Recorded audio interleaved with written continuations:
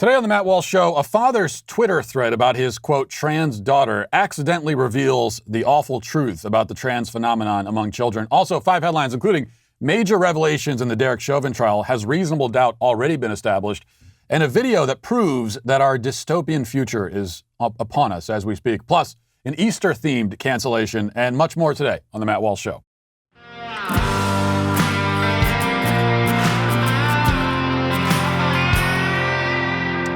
A few days ago, I hope you celebrated because our country celebrated a Trans Day of Visibility, is what it's called.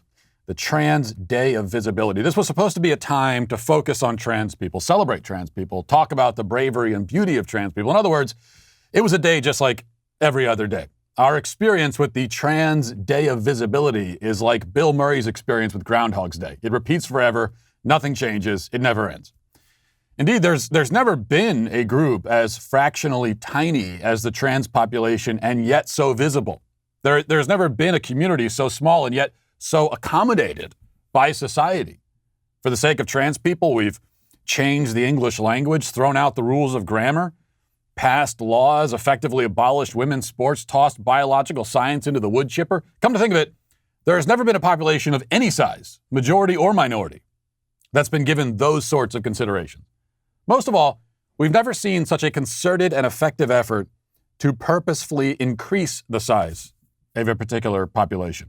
There are 10 times as many trans-identifying people in Generation Z as there are in older generations, and that figure is no accident. It's also not the organic result of people simply feeling more free to live in their authentic identities, live their truths, now that society is allegedly more open and tolerant than it was in the past. No, this is rather the result of programming. Children are initiated into the left's gender theory religion. And one Twitter thread meant to commemorate our Trans Day of Visibility perfectly demonstrates how this works. So it's worth looking at.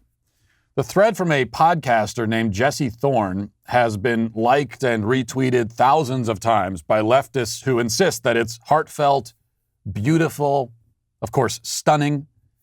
In it, Jesse explains how he and his wife, who hosts her own podcast, by the way, appropriately titled One Bad Mother. Those are her words. That's her podcast title, not mine. But he explains how they first discovered that their son was a girl. The left tells us that this is a perfect explanation of the trans phenomenon among kids. And I completely agree, actually. So here's the story as he tells it, okay? He says, quote, I'm the parent of a trans kid. I want to clarify what that means as best I can, because a lot of folks don't know or make incorrect presumptions. Happy #Trans Day of Visibility. My daughter is 9. When she was born, we assumed she was a boy, gave her a boy name, called her he. We gave her all kinds of toys. She generally preferred the ones our culture associates with boys, like building toys, trucks, and robots. She hated getting haircuts and always wanted her hair long, like my wife's. But we just figured kids hate haircuts. She loved the Jungle Book, especially the part where Baloo, the bear, dresses up in a hula skirt. But what kid doesn't love that? When she started kindergarten, my wife was bathing her. Hopefully it's not the first time the child was bathed, but we'll get past that. An adult friend of ours had just come out as trans, and my wife mentioned that not all girls have vaginas and not all boys have penises. Our daughter asked, some girls have penises?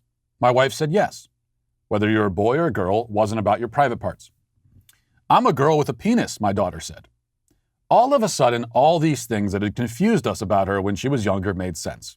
We went to learn about gender and kids. I mean, I'm from San Francisco, grew up with a trans neighbor. My wife went to Sarah Lawrence. We were open, but pretty ignorant. Well, on that last point, I must agree. As for the rest, I still am not ready to accept that so many people can read all of that, what I just read to you, and come away thinking, yes, well, clearly that child was really a girl all along. This proves it. It is possible that half of the country has literally gone insane, but I think it's more likely that lots of people pretend for political and social reasons to accept and agree with what they know is irrational and indefensible. And that's one of the things that makes this subject so frustrating, is that when you're arguing with people, it's a very good chance that the person you're arguing with knows that you're right, but won't admit it. Let's review the process by which Jesse and his wife Teresa came to the conclusion that their little boy had a little girl trapped inside him. He said, and this is the story that he tells. It's not me being reductive or anything like that. This is his story. He says that his son enjoyed playing with trucks and robots. So far, so normal. He also hated getting his hair cut. In my experience with my two sons, this is also quite normal. I've never known a young boy who likes getting his haircut. I didn't like getting a haircut when I was a young boy. I don't think any boys like getting their haircuts. The boy enjoyed the film The Jungle Book. Again, my own sons can relate. I liked The Jungle Book too when I was a kid.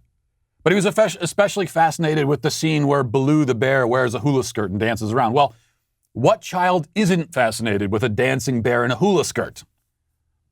Now, even if it were possible for a male child to, in some sense, be a girl, which it's not, how could any of this be sufficient evidence to support that conclusion?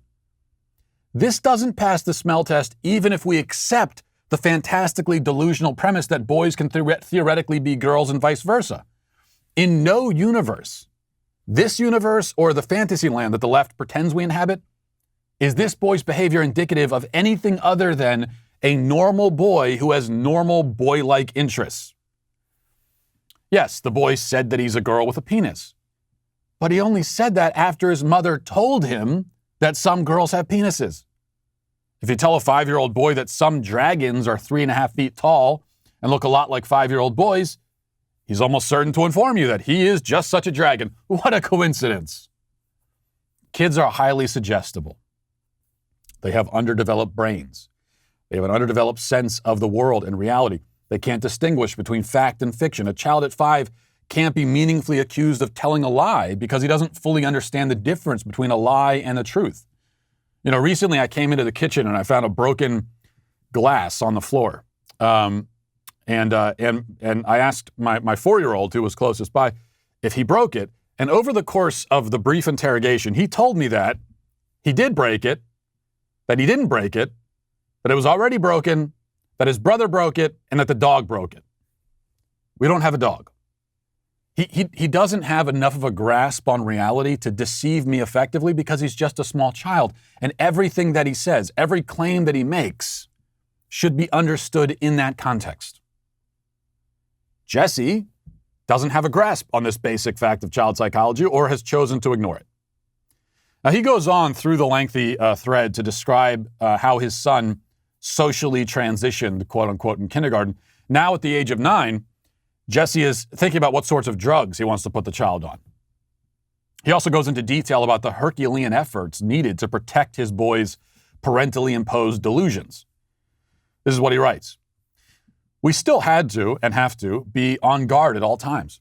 Every new care situation, camp, sports, babysitter, friends, parents, had to get a briefing. We had to check every room for jerks because being misgendered or forced to explain yourself is traumatic for a young child. We basically had to be the professional trainers for every set of grown-ups that entered our kids' lives. It was and remains exhausting. I can only imagine what it's like for adult trans and gender non-conforming people. Now, Jesse doesn't stop to consider why an allegedly authentic identity should require so much work to preserve. If his son is a girl, why does every adult in his vicinity need to be prepped on the proper ways to address him and act around him? My daughter, real daughter, actual girl, doesn't need me to give a speech to every person she comes across. I don't need to explain to anyone that she's a girl. I don't need to make any effort at all to maintain her in her girl identity. That's because there's a difference between my daughter and his. The difference is that my daughter is a daughter. The rest of the thread is as disturbing and diluted as what we've already reviewed. But there was one brief moment of clarity, lucidity. Jesse wrote, quote, "Anyway, she told us her new name, Grace. Actually, she initially said Grease, but we figured out what she meant. Not the clearest enunciator back then." Ah, yes. You figured out what, quote, she meant. That is indeed the job of a child, of a parent, I should say. Children say many things and often don't know what the words that they're using actually mean. They make claims that aren't true and that they don't know aren't true. They express desires that are not really their desires. They say things all the time that begin with, I want, and a parent has to say, no, you don't really want that. You think you do, but you don't. It's your job as a parent to use your maturity and wisdom to guide your child, lead them, not be led by them. Jesse heard his, quote, daughter say that, quote, she wanted to be called Grease. Well, Jesse knew that Grease is a ridiculous name. Surely he can't actually want that name. And even if he does, it's for his own good that you guide him to a different name. Because he doesn't understand the significance of a name. He can't look ahead into the future and consider what it will be like to actually live with that name. That's why we give our kids their name. And even parents who let their children choose their names still don't really let them choose them. I mean, you'll notice that you very rarely hear about a trans child who chooses their own name and is now referred to as Dragon Ninja or Giant Pirate or something like that. I mean, it's odd, isn't it? All these young kids who choose their own names, quote unquote, they always end up with trendy sounding names. They never end up with the kind of name that you would expect a 5-year-old to choose. Well, that's because even the parents who let kids choose their own name won't really let their children choose any name they want, because we can't let them do that. Because they don't understand what it means to have a name. But if you won't let the child choose any name they want, why would you let your children choose whatever gender they want? Why don't they, as Jesse said, try to figure out what a boy really means when he says he's a girl with a penis? Why don't these parents apply their superior wisdom and maturity to that situation and offer their children some much-needed guidance? Well, because they see their children as political statements and fashion accessories. That's the truth. They don't see their kids as kids. They don't see their kids as human beings. Jesse was quite excited to talk about his trans daughter on his podcast, but he can't very well brag about a kid named Grease. No, he needs his son to be a girl named Grace. That's much more palatable to him. Jesse, that is. More useful to him. And this is all really about him, isn't it? Now let's get to our 5 headlines.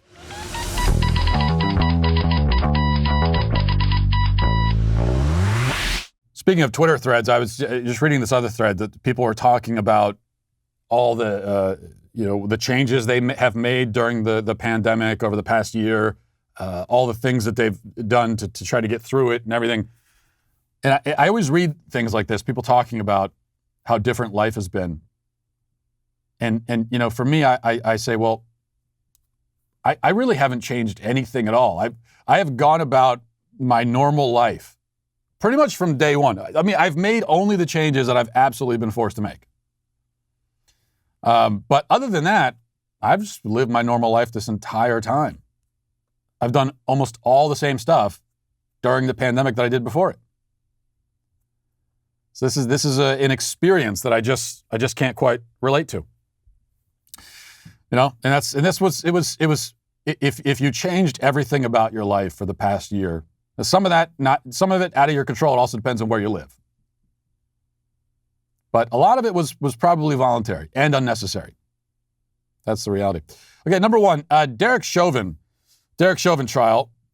George Floyd's girlfriend took the stand yesterday and testified, had some interesting things to reveal. Among them, she testified that Floyd had been rushed to the hospital for an overdose not long before his death, a couple months before. Here she is talking about that. We went to the hospital a couple times in March. Okay.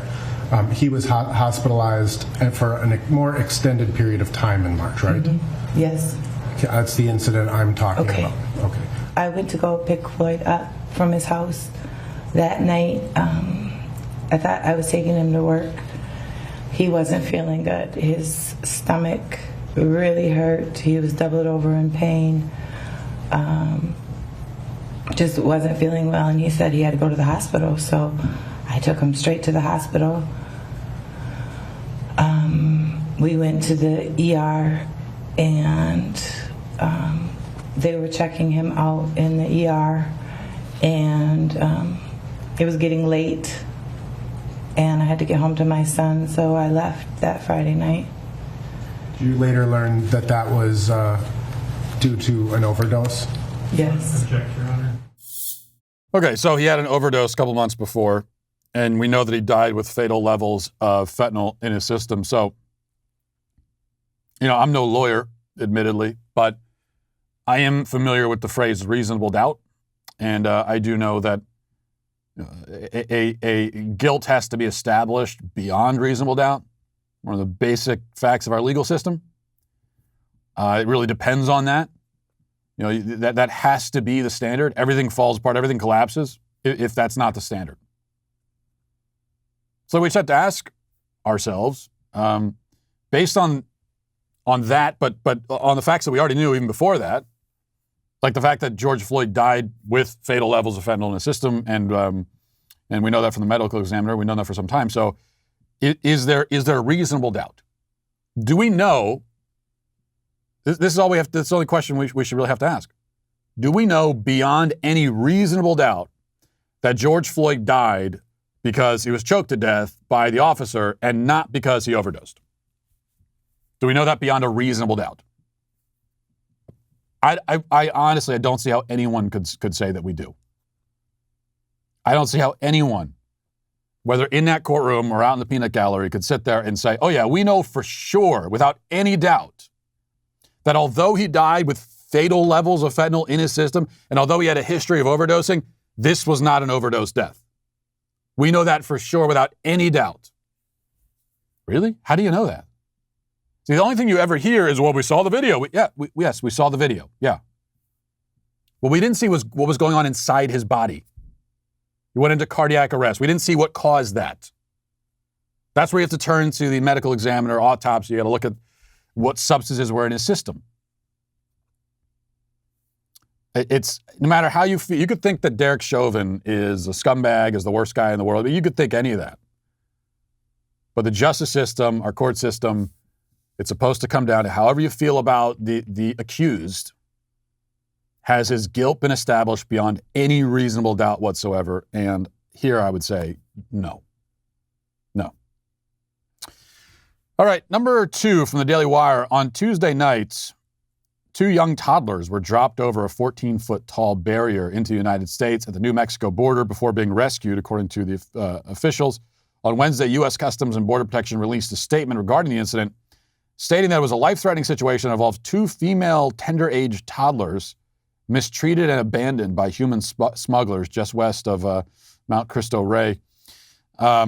Using filming technology, as a Santa Teresa agent reportedly saw a smuggler dropping 2 young children from the top of the approximately 14-foot-high border barrier on Tuesday night. The 2 smugglers quickly left the region after discarding the girls on the northern side of the border. And there's video of this. It's horrible video, but you can see them dragging these 2 little girls up the fence and dropping them, lowering them down. They probably fell. I don't know. It wasn't 14 feet. They probably fell 10 feet or something. Still could have killed them. And then they're just left on the other side of the fence in the desert while the smugglers run away. This is so. If you're very compassionate about illegal immigration and you want to invite anyone to come, and you don't want to protect our border, you don't want to discourage illegal immigration by deporting people with your great compassion, this is what your compassion gets. It gets this. It gets little girls thrown over 14 high fences. If they're not sexually abused on the way by these human smugglers, which happens all the time, extremely common. That's what your compassion gets us. Now, Jen Psaki was pressed on this particular issue, this incident, and she kind of tried to dodge around it, get around it. Here's how that went. On immigration, has the White House considered beefing up border security now that there is video of a 3-year-old and a 5-year-old being thrown over the wall in New Mexico? Beefing up border security. There's video now of a 3-year-old and a 5-year-old. I've seen the video, and I think any of us who saw the video were incredibly alarmed by the steps of smugglers, ones that we have been quite familiar with, that we've spoken out about our concerns about. As Secretary Mayorkas said, the inhumane way smugglers abuse children while profiting off parents' desperation is criminal and morally reprehensible. The President certainly agrees with that. And these kids, I believe, were rescued by individuals who are working at the border. Yes, but they still got close enough, as you guys are talking about addressing root causes in the region, for a smuggler to throw them over a wall into the desert. And I'm just curious what the White House is doing to stop that from happening. And are you concerned more about the kids' safety, or are you concerned about kids getting in, or tell me more about your concern here? Kids' safety is, as you just mentioned, the main concern. Well, of course it is, which is why I'm often surprised by some of the line of questioning in here. But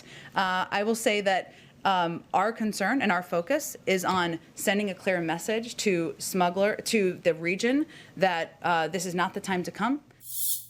Oh, the message is it's not. Well, you got a funny way of sending that message. The only way to send that message is to enforce the border, force our laws, deport people when they come here. That's the only way to send them. There's no other way to do it. You make it clear that trying to sneak across the border is not going to work out well for you. It's not going to work out well for your kids. It's a wasted effort. You might die along the way, or get injured, or raped along the way, and all for nothing. Like, that has to be the message for the good of the people who are making this attempt. And I've always said, when it comes to illegal immigration,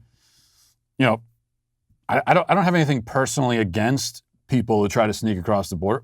I get it. If I lived in Mexico, I would try to come here too. And if it seemed like the easiest and quickest way was to just, if I thought that I could sneak across I could sneak across with my kids and find a better life out of Mexico, and if I thought I could do it, especially because there's a Democrat in office, then yeah, I'd do it. I mean, what do I care? I'm not gonna, unless you force me to, I'm not gonna respect the laws of this country that I'm not even a part of yet. And even if I do respect those laws, I'm probably gonna put my kids and my family's well-being above the law. So I understand why people do it. So for me, it's nothing personal. You still have to enforce the border, enforce the law, and deport people when they come here. Nothing personal. But we need to have a border to have a country. We need to have laws to have a country. And also for the sake of the people themselves, who get themselves killed, injured, trying to sneak over here. That is the most compassionate, most humane. I like that word better for this. That's the most humane way to handle that, is to enforce the law.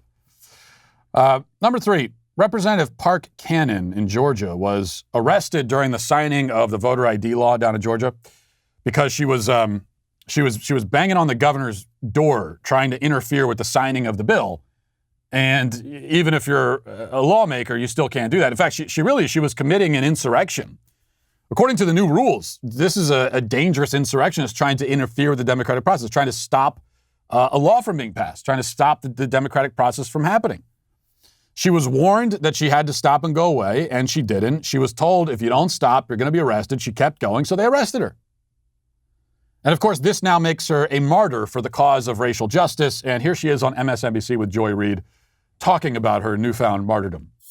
Are you surprised, I guess is my question, that the state would pursue a prosecution of a black woman, that police would arrest and detain a black woman, given that that's the optic now, that a black woman is being punished for trying to witness the signing of a law that restricts black voters? I am not at all surprised that this is what is happening in 2021 in America. This is America. and we have to remain steadfast in protecting the right to vote. That's why when the late Congressman John Lewis took my hand, marched with me to the Fulton County Government Center and voted with me in 2016 and helped me understand why that was so important. I'll never forget it. But unfortunately today, the only thing etched in my mind are two things. Why were they arresting me? Why were they doing that? And the photo of 6 all-white men under a photo of a plantation taking away black and brown voters' rights, as well as all voters' rights. This is America, and we have to keep on knocking. Such nonsense. It's such a blatant fraud. She's not even trying. Not even trying to come across as remotely authentic. First of all, you could tell she rehearsed everything she just said. It was like she sounded like she was giving a speech, like she was reading off of cue cards, which maybe she was. They signed a law taking away the rights of black and brown Americans to vote. What? No, they didn't. That's not what happened.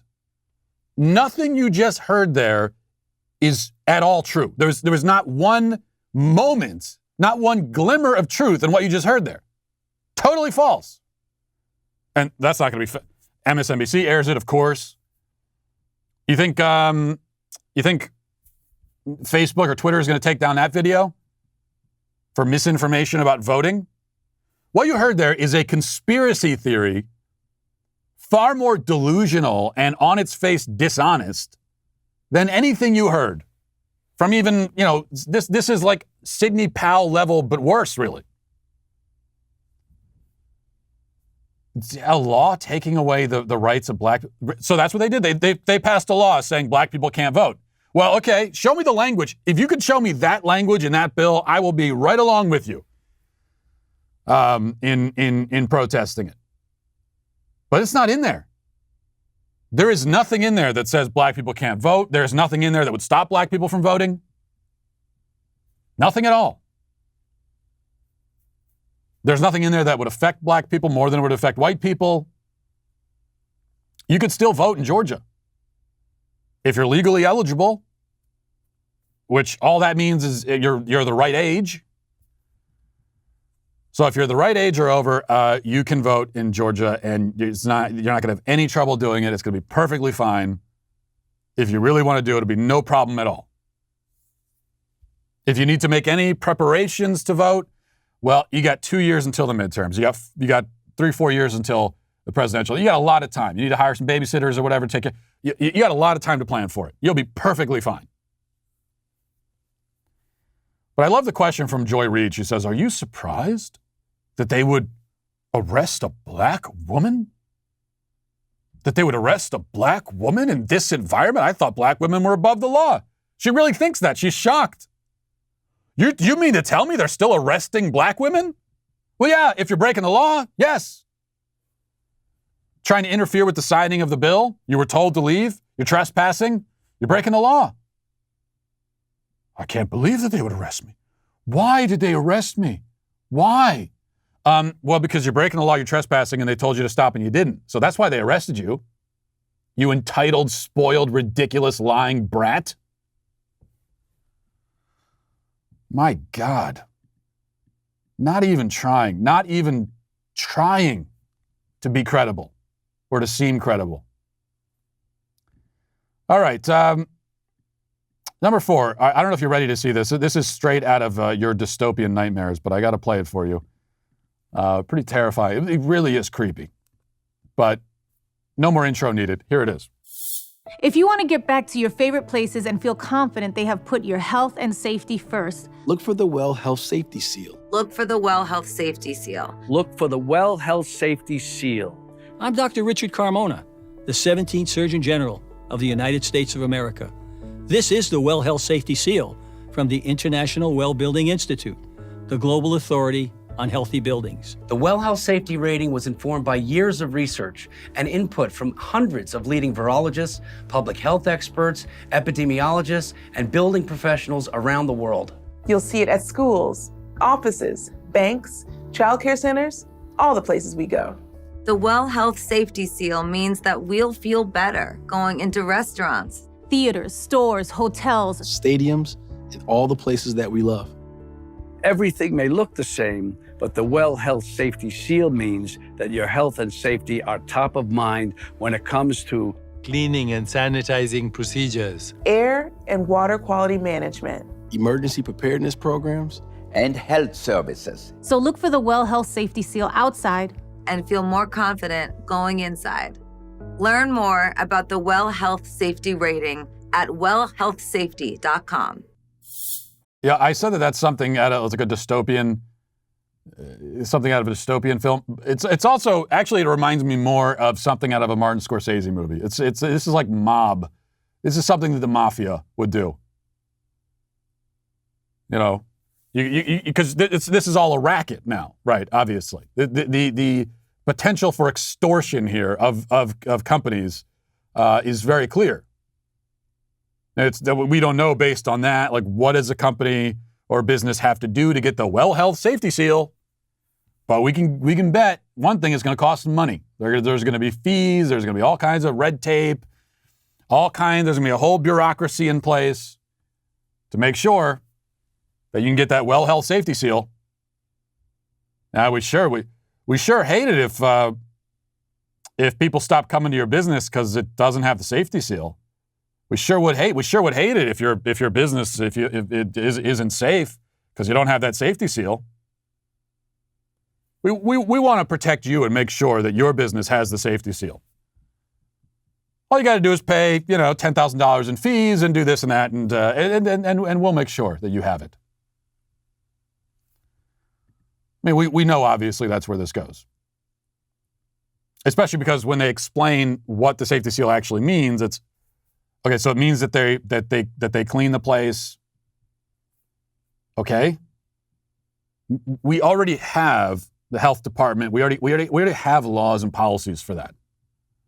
And by the way, if you walk into a place and it's not very clean, it's pretty obvious as soon as you walk in. You could tell. We've all been in restaurants and buildings, that are not particularly clean. We've all been in highway rest stops and so on. But that's what this is, of course, about. It's about creating a whole new bureaucracy to extort businesses so that they can get the Well Health Safety Seal, which isn't going to mean that they're any safer than any other building. It's just going to mean that they jumped through the hoops and paid the fees and everything else. All right. Okay, I wanted to play this. Representative Marjorie Taylor Greene posted her workout routine on Twitter. Now, a couple things I'll say here. First of all, I don't have any issue with MTG personally. And also, I think there's no doubt that she is in better shape than probably almost everyone else in Congress, the men included. However, let's play the video here. I just had this to me. Now, I know this is a CrossFit thing. What she's doing right here, really bad for the knees. I mean, you're asking to blow your knees out and your back. But here, watch this. What kind of pull-ups are those? It's like a fish flopping around. It's like a fish that falls off the hook, flopping around on the deck of the boat. That is not how you do a pull-up. Now, this became a conversation yesterday on social media, and all the CrossFit people were coming out and saying, "No, those are real pull-ups. That's how we do. That's called kipping. That's not a real pull-up. A real correct form on a pull-up is the only thing that should really be moving on you are your arms. You're going up and down. You bring the chin above the bar. You come back down. You want the rest of your body to be as still as possible because it's all supposed to be in your upper body. That's what you're working out. When you're flopping around like that, there's not as much resistance because it's all based on momentum now, and you're not getting the upper arm workout that you're supposed to be getting. That offends me.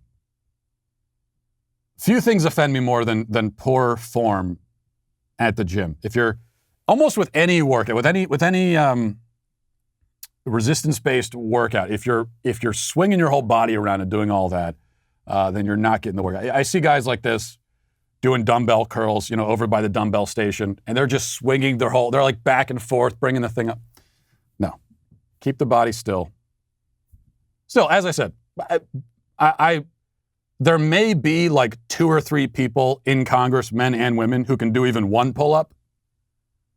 So she's better off than them, but that's not correct form. All right, we're going to move on to reading the YouTube comments.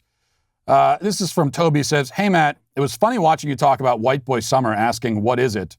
It's actually a reference derived from the term hot girl summer, where women hype themselves up to have a wild/fun summer. Also, hot dad summer is a great idea. However, any dad caught wearing skinny jeans should be canceled on the spot." No, it's not hot dad summer. It's white dad summer. This is not about. We're not putting pressure.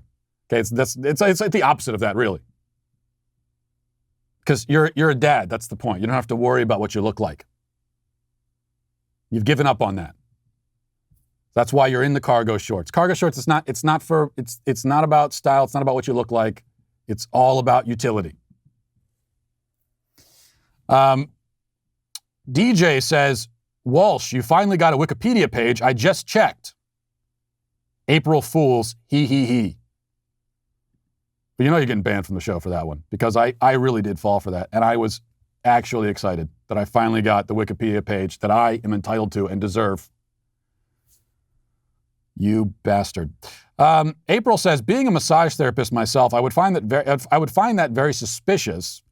Also that," speaking of Deshaun Watson, has been accused by like 20 massage therapists of committing sexual assault.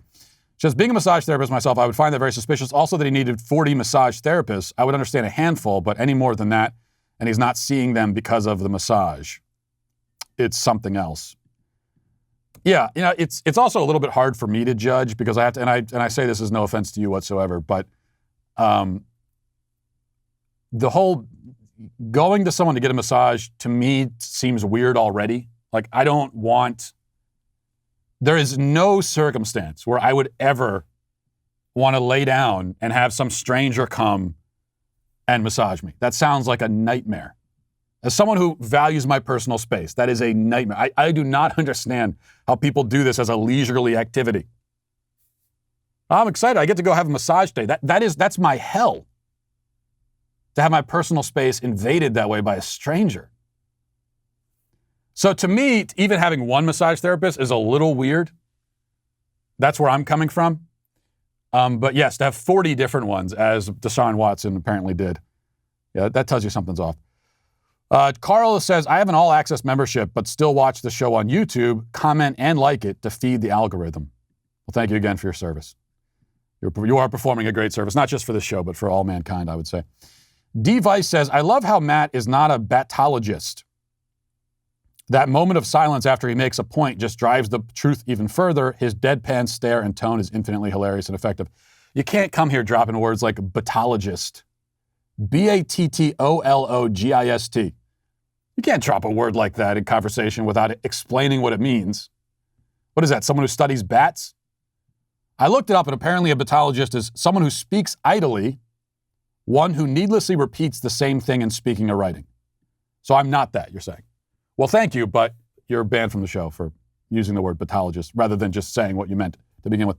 Finally, I remember when I remember when my oldest son was starting to catch on to the tooth fairy lie. I dressed up as the tooth fairy, wings and tiara. It took me quite a while to get all dolled up.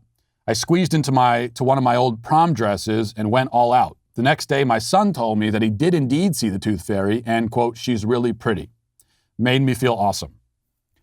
And the person who left this comment is named Bill. It's a little weird. Actually, that was Trisha. Well, Trisha, you went to greater lengths to deceive your child than even my wife did on this point. And I guess, well done? I don't know. As conservatives, I think one thing we all pretend to agree on anyway is that we all love the Constitution. But have we actually taken the time to study it, and do we stand ready to defend it? That's the question we have to ask ourselves. Well, my friends over at constitutioncoach.com, they have many great programs for equipping citizens to defend liberty by studying and living out the Constitution. I have, as I've been telling you about for the last couple of weeks, I've experienced the constitutional defense course myself. I'm very glad that I did, so that I can really mean it, and when I tell you that you should do this yourself. I don't regret doing it one bit. Couldn't be happier that I went through the experience. You will also feel the same way. You can get an amazing combination of intellectual ammunition and live classes with Rick Green, America's Constitution coach. You also get the physical training at the premier firearms training facility in the nation. And you got to see this place, by the way. Very impressive.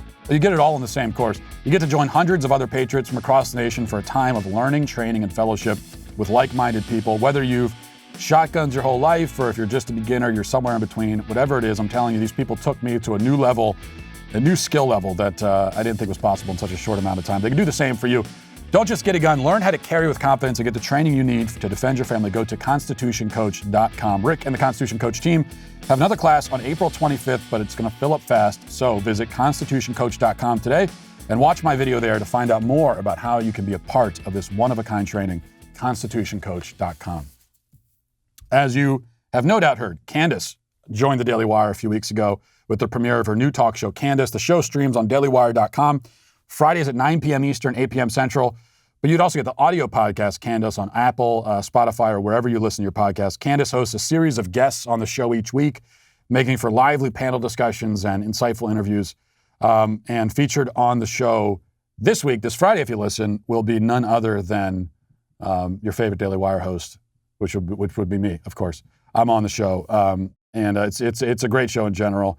If you can't attend the show in person, you can still tweet your questions to The Candace Show for a chance to have Candace answer your question at the end of the show. So if you need some Candace Owens in your podcast feed, look no further. Head over to Apple Podcasts or Spotify and subscribe today. Be sure to leave a 5-star review if you like what you hear. And make sure, of course, to subscribe as well with code Candace. Now let's get to our daily cancellation. We talked a little this week about, and we just talked again in the comments, about the various mythical creatures who visit our homes, or so we claim. And I've told you about my daughter's attempts to disprove the tooth fairy. Attempts that, while quite brilliant, have been subverted by the increasingly desperate efforts to keep the deception going. Why must we keep the deception going? I don't know. Ask my wife. But I thought, since we're on the subject, and Easter is nearly upon us, now's a good time, as good a time as any, to talk about the Easter Bunny. And, of course, to cancel him. As far as I can tell, the Easter Bunny serves only one real function. He is a sort of early IQ test for your child. If your child by first grade is not asking skeptical questions about this giant mutant bunny that allegedly sneaks into his home and hides candy, then he's probably on the slower side, no offense. Now, the same doesn't really apply to Santa. From a child's perspective, Santa is plausible. He has a backstory, we know his origin, we know where he lives, we know how he gets around. His method of transportation is a bit unorthodox, admittedly, but at least we know what it is. Also, you see Santa out in public all the time, at the mall, on TV. Maybe you see a fat, bearded guy on a park bench in the summer and assume that Santa is on vacation. There are songs about Santa. He's ubiquitous. And a child looks at all that and thinks to himself, well, surely this can't all be one big lie. Well, that's a conversation for another time. The Easter Bunny is a different deal. He is rather, shall we say, half-assed. He is a half-assed fable. We've never come to any agreement as a society about what he is exactly, where he comes from, what he's doing, how he gets around. Every kid is told a different thing. I had a friend when I was little who thought and was told that the Easter Bunny was a magical man in a bunny suit who came in through the window at night to hide toys.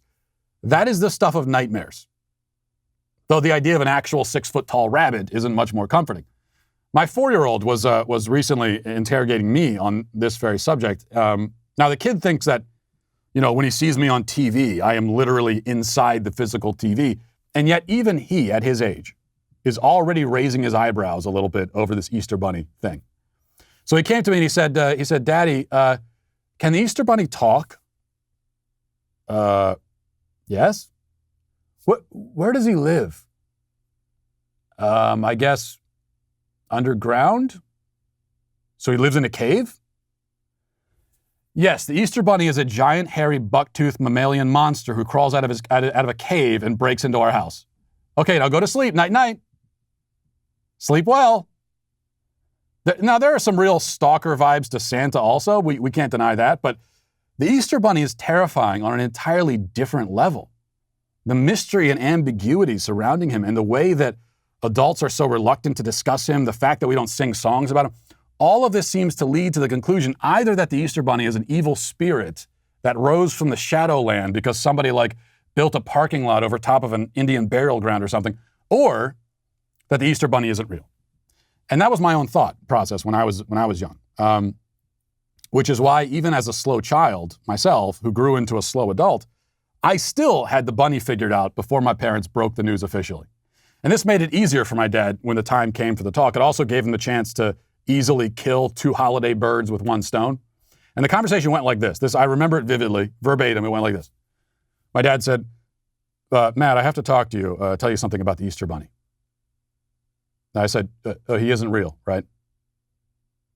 Yes, that's what I was going to tell you.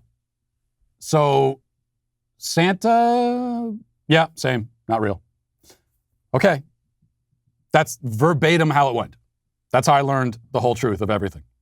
Now, as you could tell, I have been an emotionalist psychopath from a young age. But in any case, the point is, the Easter Bunny is a bridge too far. And to top it all off, along with being creepy and bizarre, the dude is a cheapskate.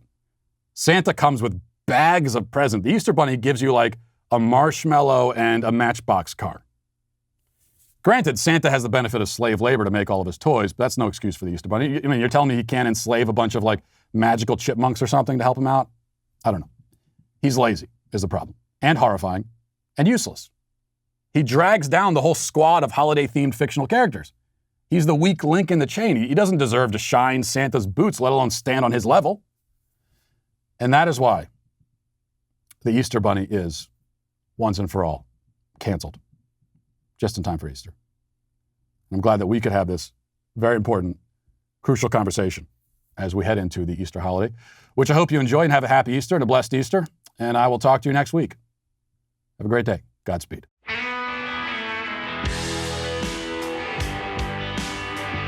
The Matt Walsh Show is produced by Sean Hampton, executive producer Jeremy Boring. Our supervising producers are Mathis Glover and Robert Sterling. Our technical director is Austin Stevens. Production manager Pavel Vodosky. The show is edited by Sasha Tolmachov. Our audio is mixed by Mike Coromina. Hair makeup is done by Nika Geneva. And our production coordinator is McKenna Waters. The Matt Walsh Show is a Daily Wire production. Copyright Daily Wire 2021. Hey everybody, this is Andrew Klavan, host of The Andrew Klavan Show.